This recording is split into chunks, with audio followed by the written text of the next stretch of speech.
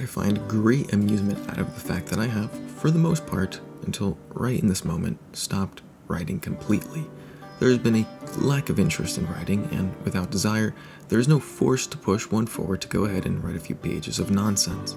In addition to this, I love that there was a moment in time in which I had decided to write and create video content on this platform while maintaining and utilizing a furry mascot, and that gained any degree of attraction from individuals on the platform.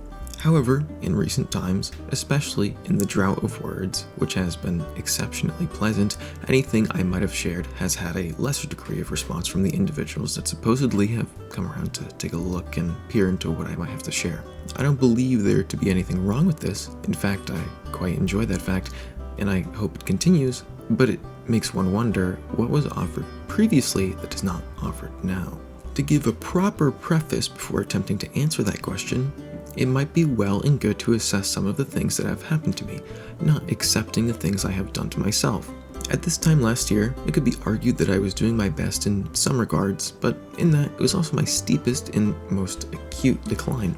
I was working a job I didn't exactly care for, but did not hate, and the time I had to spend on things I believed to have mattered were also quite minimal. Despite these taxing qualities, I was still doing much better than the year previous of that one, so much so that they couldn't even be compared in a rational manner. As it happens, that job passed, and the rate of my writing also steadily decreased, not in tandem with the lack of employment or during the range of the employment, but instead as a natural result of the reality in which I don't have much left to say. There became this nasty quality that came in numerical values, and I wanted to keep up and progress those values into the direction they had unexpectedly been going for a few months.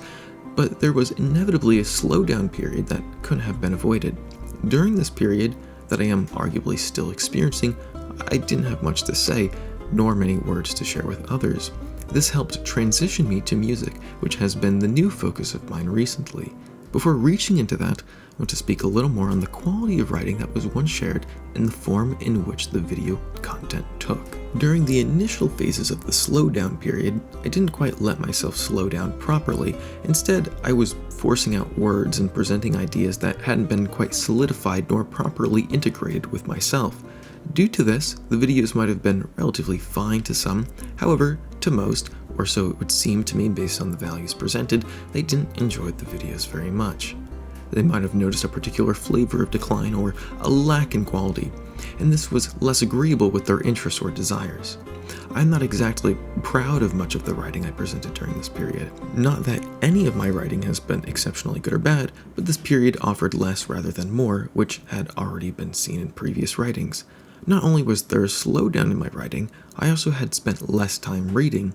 Previously, I was reading constantly, but then it came to a halt and arguably went away to a significant degree until many months later. This period had changed what my inputs and outputs were, mostly music, listening, and playing. Still yet, I have not covered much of the ways in which the literal video content, the visuals, have been altered and changed over the past few months. For the most part, I have taken it upon myself to use a furry mascot and record in the platform VR chat using their virtual camera system while looking upon my writing in a virtual desktop screen. This system worked relatively well, no doubts about it, with the exception of the headset's resolution being a little too low for my reading. Despite this, I made it work, and I tried ways of maximizing it, to little success. But it still could function and be a relatively decent method of presenting the information I wanted to share. The alternative to this was to instead simply record my face, which doesn't inherently repulse me, but I'm aware that method would be less desirable than the furry character. Not only that, I wouldn't want to stare at my face while editing. That would be a nightmare on its own. This was the initial phase of my creation. Eventually, after being unemployed for quite some time, I found it wise to sell all the VR equipment I possessed. Was it the right choice? I'm not quite certain these days, but at the time, I wasn't using it as frequently and I had nothing I wanted to write nor say, and if I ever did, I thought I could just write it and share it in a different manner, which was and is true. What I did not yet realize was that this would be a turning point for me, because whether I want to admit it or not, the reason I had obtained any sort of viewership, the reason people seemingly cared about the words being shared, was more as a result of the furry character, more than the words being written and carefully analyzed for their quality. It can be hard to admit that this is the case, but I can't get around it. Yes, there was a decrease in the quality of the writing, but to properly measure that, I doubt anyone, including myself, could properly do that without an absurd amount of bias. I'm simply acknowledging it, and with that, I'm going to place in the fact that I stopped using a furry character to present the ideas with, right along with the decrease in writing substance. These two things worked quite well together in the initial idea to present these ideas to a particular group, furries, with the belief that in doing so, the ideas would reach a minority of individuals from within this minority group, and the content would appeal to them, and they would want more. Did exactly that happen? Yes, I believe so, and the reason I believe so is through the numerical values. Not accepting the possibility of algorithms being irrational beasts, but I have had more, quote, success, if one can call it that, through that sort of format. Along with this, during the absence of that form of content, including now, there has been a lack of response from viewers, or a lack of viewers entirely, which I understand. One came to see a furry character talk about nonsense, not see them having fun or being absorbed in a conversation that they find value within. Instead of using a furry character, I have, for the most part, been using video game footage.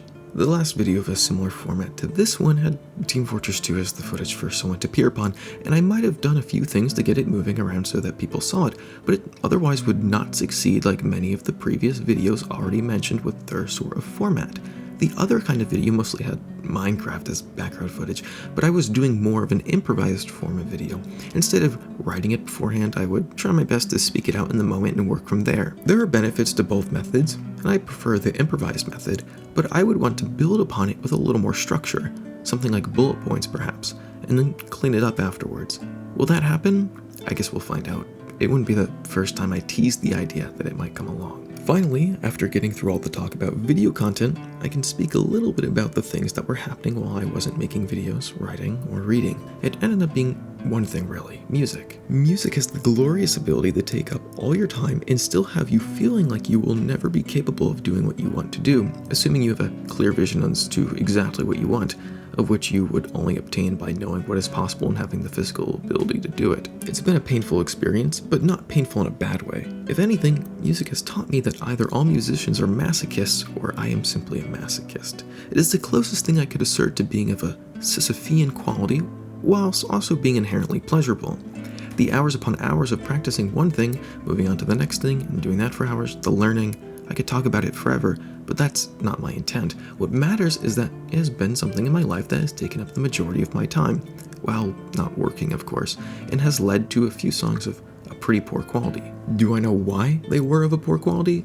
Yes, absolutely, of course. Some were lacking in musical ideas, others were lacking in mixing and proper audio editing. There's much for me to learn. There's still much for me to learn. I could see things of a decent quality being produced in a year or two, because whether I like it or not, that is the amount of time it will take for me to learn many of the things that I'd need and for them to solidify. However, after that much time, it would simply be about production. The fantasy is for it to be like how I experience writing. I simply write, and then I go back and work through it. The larger the scale, the more desire and need there is for structure. But for the most part, it is being within a flow state, and that's the most desirable thing I could ever want. And if I could be like that every day for hours, then I couldn't ask for anything more. Aside from the music, I have had a few different jobs of varying periods of time, and having any sort of position provided an element of stability whilst also taking great amounts away from my soul. I don't literally mean they took away parts of my soul, it's more like they displaced them, which makes it difficult to produce anything, whether it has meaning or value doesn't matter. In many of my struggles, I've attempted to seek out help from others. Something I've learned is that I shouldn't take advice from others. Well, I don't mean this literally, I do assign a great amount of truth to it, because no one else is me, no one quite understands myself like I do, they cannot see the things I do. However, in my folly, I've attempted to appeal to others in order to obtain their approval, and obviously, in desperation, one will do anything in the hopes that things will be better. Of course, things did not get better, and in fact, they only got significantly worse. Psychiatrists are quite evil, and therapists are better laughingstocks than the average person, and I now know I don't need either. However, it took me experiencing a significant amount of pain and likely irreversible damage to do this. Believe it or not, these types of things will impair you from creating right in the moment. If you're me, of course.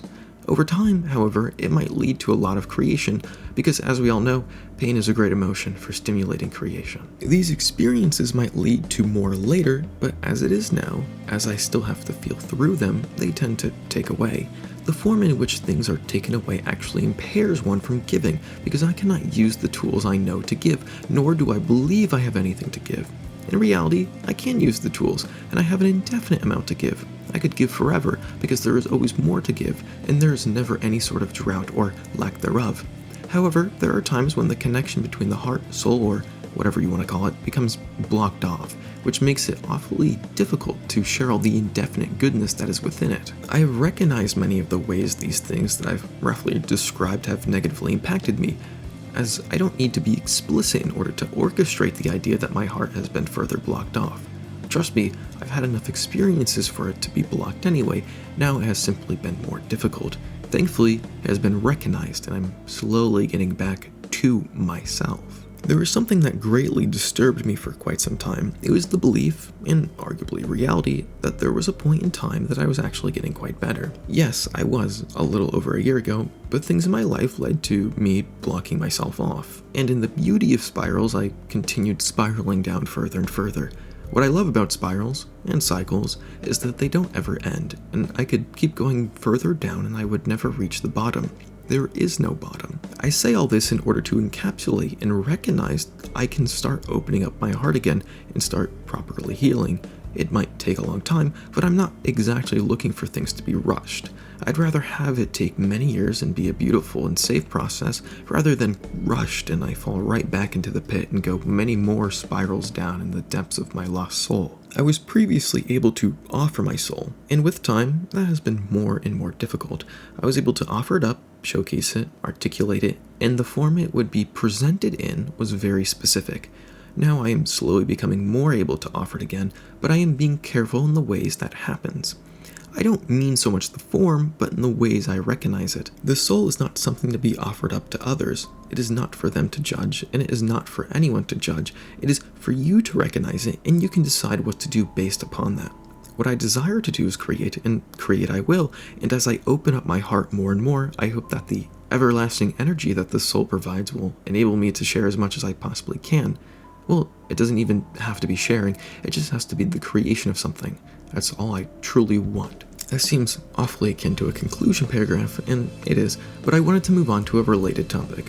What comes next? It's actually quite difficult to decide what I want next. There are so many things outside of my control that I don't know in the ways I will be pushed and pulled. I can, however, provide some theoretical paths of what is to come, although admittedly, nothing is confirmed and none of these things could actually end up happening. It's up to you if you want to listen on. If anything, I'm setting you up for disappointment with these ideas, but we all love expectations, don't we? There is one path where I return to what I was doing previously, if that's possible. Obtaining VR gear again is not the difficulty. Soon I will have stability again, as in work consistently, and that will enable me to have one aspect of stability, financials. Despite having so much time to myself, it probably hasn't been worth it, and it hasn't benefited me in the ways it might have done in the past. However, the first aspect, obtaining the hardware, shouldn't be a problem. The other aspect, writing, however, might not come back, or it may, but at a decreased rate, so that it may no longer be the forefront of what I wish to provide. There are other forms of content that can be done in VR though, specifically VR chat, that do interest me, and so I will touch upon those too. I like the idea of theater or skits or some equivalent to those terms. I think a VR environment has the potential to take advantage of the fact people do not need to be in the same room, and so, with the help with others, stories and dialogues could be crafted for not only entertainment but also rhetoric. I have no idea if this would come about, but I do like the idea of it. I have some experience with something similar to this, but it's a very serious and focused endeavor, and calling it theater is done on stage for a particular purpose as well. Still keeping in line with the virtual reality ideas, I do like the idea of some streaming content, but only as a reason to focus on the idea of improvised content. Videos almost always are locked down and intended to be pieces of media with a particular structure, formulated and cleaned up before being shared. However, with live media, this has some truth, like maintaining some sort of structure, but there's the freedom of not being locked down to something like, let's say, reading and practicing particular lines of dialogue. This leads to a lot of freedom, and things could potentially happen that otherwise would never be considered acceptable by any party. This could be done in a video format, but in truth, I don't think anyone cares about that if it's in video. There's another path where I provide content like this in the format that this is presented within, and that's simply all there is.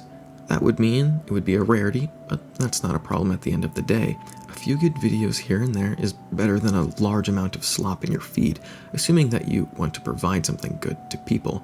If I had any interest in providing or making slop, I can't say I would want to do it with this particular label, as the archetype that I've created and what people know me as. In addition to any of these paths, I'll probably share whatever musical ideas I find worth sharing.